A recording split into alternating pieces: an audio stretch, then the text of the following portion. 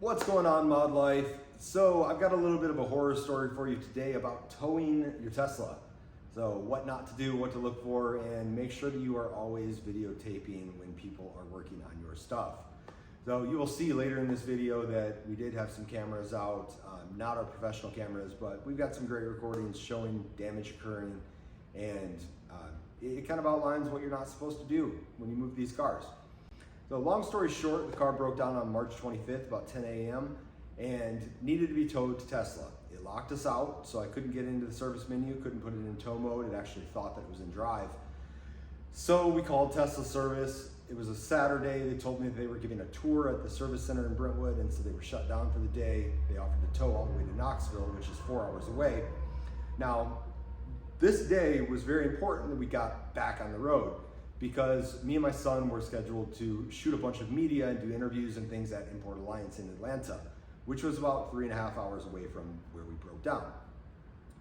So, we went ahead and rolled with this, called the service center back. They said, yeah, if you think that you can fix it by just remoting it into the car and seeing what's going on, then go ahead and have it towed here, which is the Nashville Brentwood Service Center, and we'll see what we can do.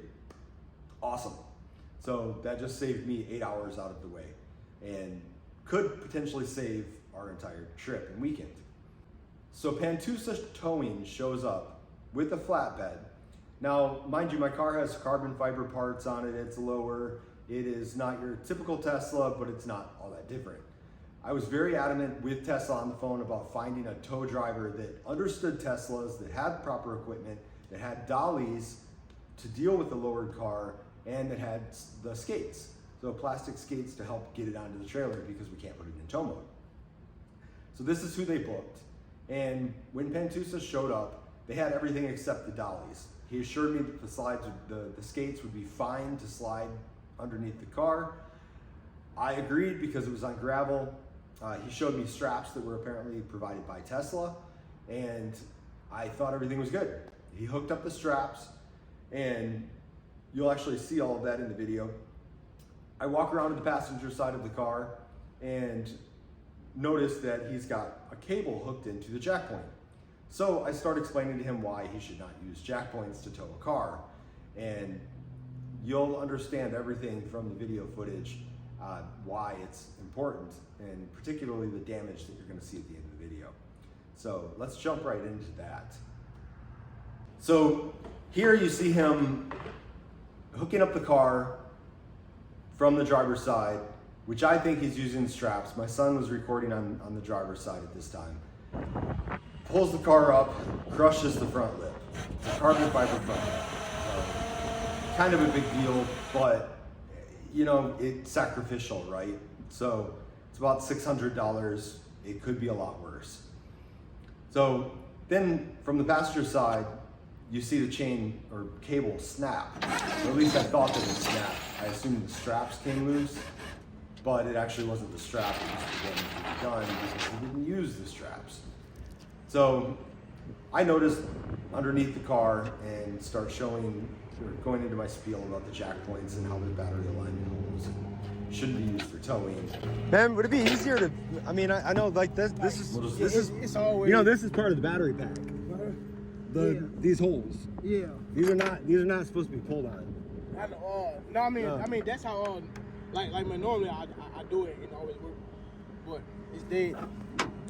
Yeah, but I'm saying you're not supposed to pull on those at all. You want me to hook up the tow hook? No, I got it right here. No, from the it's hook? Tesla straps, but like these I hate to use because it doesn't pull your car up all the way. Like it leaves it, and I've been telling my boss these don't work, but it pulls it up. But like your Tesla, like what? You see how far? Too long? Yeah. So like it stopped about like right here.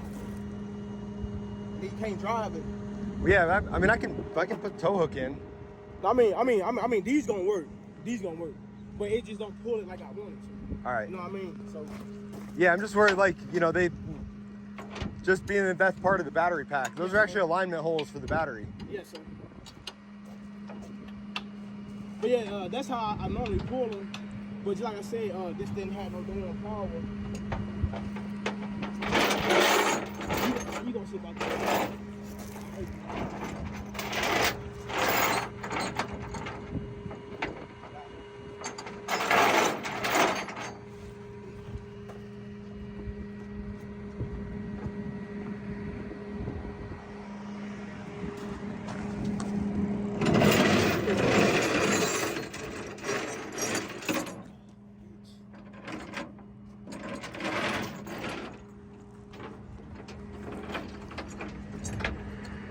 So after about 20 minutes, he actually anchored the car wrong, and so I told my wife, I said, let's keep filming.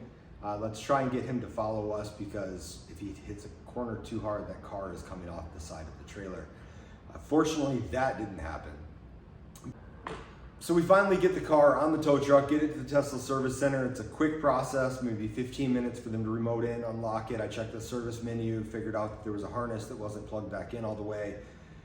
Not a huge deal. We fix it, reset it, reinstall software, and we're back on the road in maybe 20, 25 minutes. So big thank you to Tesla Service Center. You guys have always been awesome to me. I know everybody gives you flack, but you guys are really awesome. You know, despite being closed for the day, helping me out in a jam, that was huge. But me and my son get on the road, we get down to Atlanta, everything seems good. And we're you know, going about our day. We got there too late to actually film, so we were gonna write off the day, write off the expense. Things happen. But I get back, and a couple days later, go to put the car up on the quick jacks here to do an install video that we're committed to. Now we have sponsors that we've committed to all of this content for. We have things that we are obligated to do with the car. It is our source of income, and it's supposed to be the source of income for the entire summer. So first thing I noticed, the battery pack is just shredded. So that's when it clicked that that cable wasn't actually the strap coming off. That was actually the cable ripping through the battery pack rails. So go figure. Just glad that we're recording again. Make sure whenever anybody is working on your car that you have your camera out. Everybody has a camera in their pocket. Just make use of it. So we got it all taken care of from the tow side, but now we're stuck dealing with damage. So we'd like to hear from you. How would you handle this situation? What do you think that we should do? We've reached out to Pantusa. We're hoping that they make it right, but we're looking at $16,000 to $25,000 for the battery pack. We're looking at $9,000 for the PPF that was damaged. We're gonna write off the wheels because the OEM wheels were on it and they already had some minor scratches, so a few more dings aren't that big of a deal. The carbon fiber front lip, and you know, we're out our sponsorships, so we don't have any way to make content or to make money for the next who knows how long. I don't even know if the car is safe to drive. So it looks like the waterproofing layer was ripped. So there's a kind of an orange plastic sealant that is around everything that's shredded as well. I don't know, I'm at a loss here. I can't believe that this happened. And I hope that this helps somebody if you're a tow truck operator or you are just somebody having your car towed. Just again, these jack points are not to pull the car from. Just because there are holes that you could stick something in doesn't mean that you should. So that could be a life lesson too. So tell me in the comments how you would handle this. Please like and subscribe, help our channel out. We will be making more content throughout the summer. Even if this causes a little bit of a delay, we'll figure out how to get our bearings and get things back on track. But your support means everything to us. So thank you very much. And you know, with that, take care. Love you. Peace.